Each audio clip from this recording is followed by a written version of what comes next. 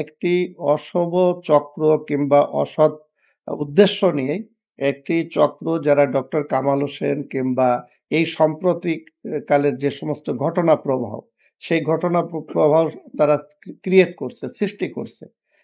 এটা একটা পরিকল্পিতভাবে একটা গোষ্ঠী এই ধরনের একটা চক্রান্ত কিংবা সামাজিকভাবে ডক্টর কামাল হোসেন হোক, গণফোরাম হোক কিংবা এই যে জাতীয় নেতৃবৃন্দ সম্পর্কে বিষোদ্গার করা হচ্ছে।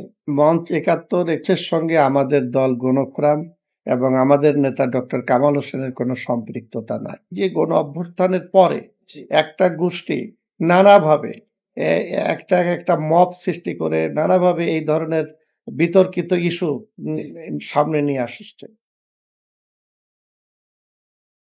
মঞ্চ ৭১ অনুষ্ঠান নিয়ে অনেক ঘটনা ঘটেছে গতকাল। আসলে কি ডক্টর কামাল স্যার প্রধান অতিথি হিসেবে উপস্থিত থাকতে চেয়েছিলেন সেখানে? ধন্যবাদ। আসলে মঞ্চ ৭১ একটা আলাদা সংগঠন। আমরা সম্প্রতি বিভিন্ন সোশ্যাল মিডিয়ার মাধ্যমে এই মঞ্চের নামটা শুনেছি।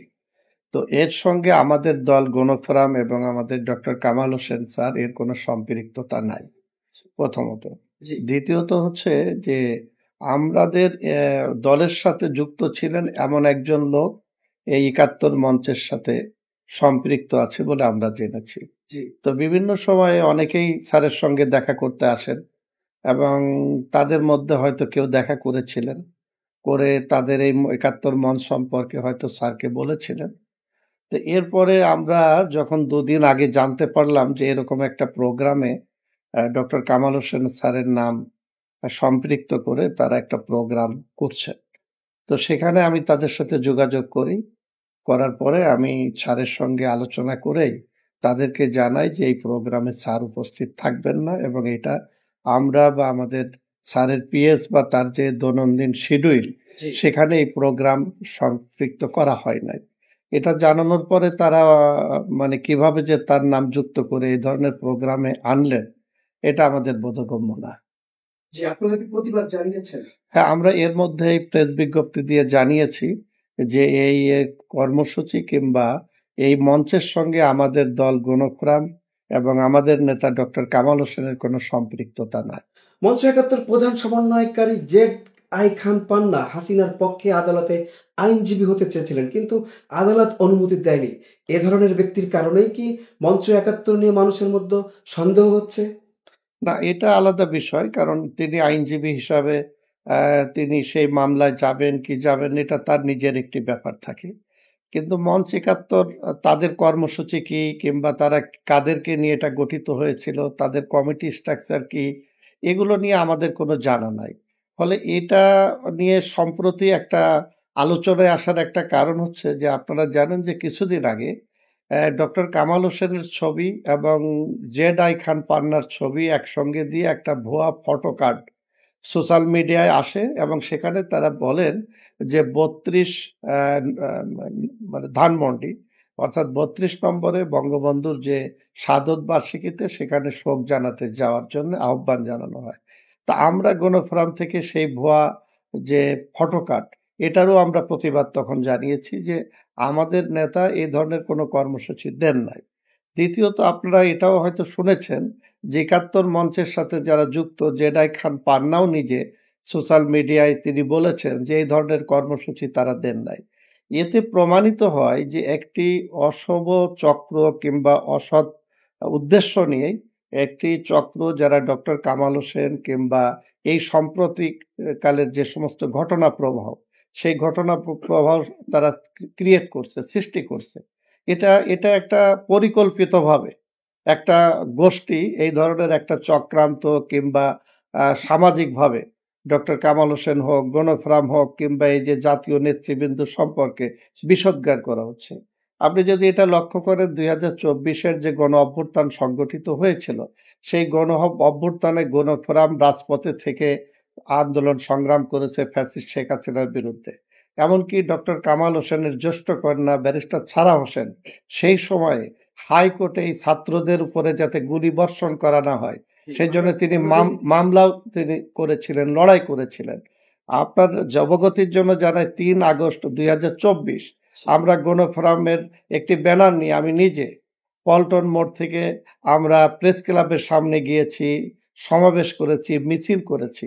তো আমরা যেটা বোঝাতে চাচ্ছি যে এই যে গণ অভ্যুত্থানের পরে একটা গোষ্ঠী নানাভাবে একটা মব সৃষ্টি করে নানাভাবে এই ধরনের বিতর্কিত ইস্যু সামনে নিয়ে আসছে। এর আগে একটি খবর ছড়িয়েছিল ডক্টর কামাল হোসেন স্যার এর নেতৃত্বে জেডাই খান পান্নারা ধানমন্ডি 32 নম্বরে যাবেন, যেটা নিয়ে আপনি একটু আগে বলেছিলেন, একটু বিস্তারিত বলবেন। দেখেন, আমরা হঠাৎ করে সোশ্যাল মিডিয়ায় দেখলাম যে একটা ভুয়া ফটো কার্ড, যেখানে ডক্টর কামাল হোসেন এবং জেডাই খান পান্নার ছবি দিয়ে প্রচার করা হচ্ছে যে তারা 32 নম্বরে 15ই আগস্ট ফুল দিতে যাবেন এবং সবাইকে যাওয়ার একটি কর্মসূচি ঘোষণা করেছে। কিন্তু এই ব্যাপারে জেডাই খান পান্না নিজেই বলেছেন যে এই ধরনের কর্মসূচি তারা দেন নাই, এবং আমরা গণফোরামের পক্ষ থেকেও এটা প্রতিবাদ জানিয়েছি। নিজেও জানেন না, এবং 71 মঞ্চ 71 তারাও এই ধরনের কর্মসূচি ঘোষণা করেছে বলে তারাও এটা স্বীকার করে নাই।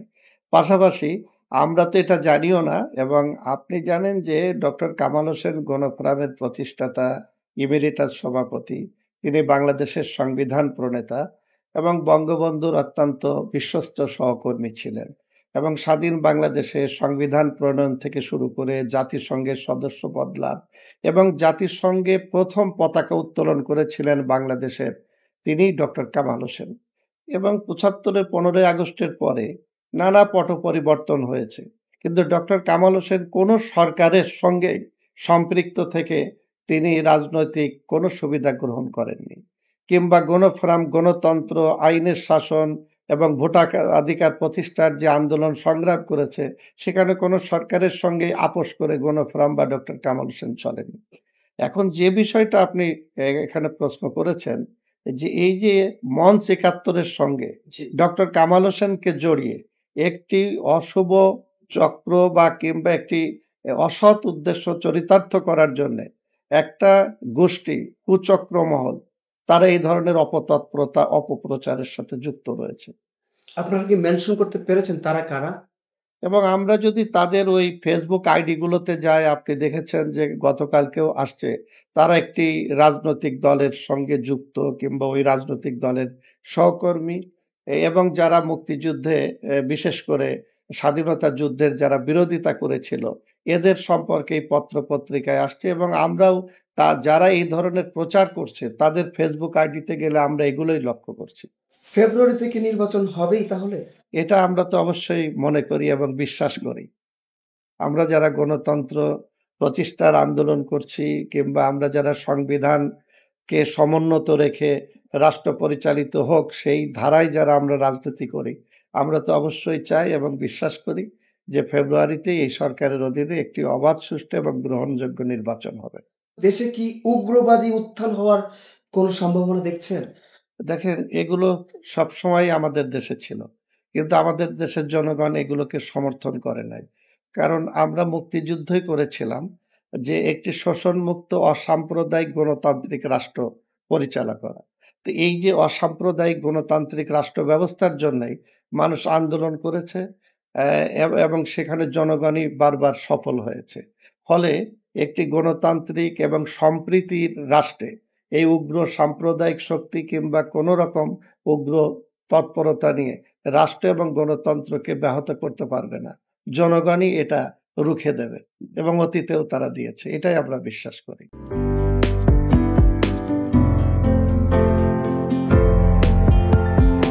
পহেলা জানুয়ারি 2025 ইউটিউব জার্নালিজমের অগ্রদূত changetv.press 6 বছর পেরিয়ে পা রাখলো গর্বিত আমি অত্যন্ত আনন্দিত হলাম যে চেঞ্জ টিভি আগামী কয়েকদিনের মধ্যেই 6 বছর পূর্ণ করবে।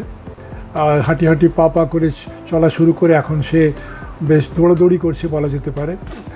ও নামটাও অত্যন্ত বলবো যে সিগনিফিক্যান্ট, যে চেঞ্জ, এই গণঅভ্যুত্থান কিন্তু চেঞ্জ চেয়েছে। সেই হিসেবে তোমার টেলিভিশনের, তোমার এই চ্যানেলের নামের একটা যথেষ্ট মিল পাওয়া যায়।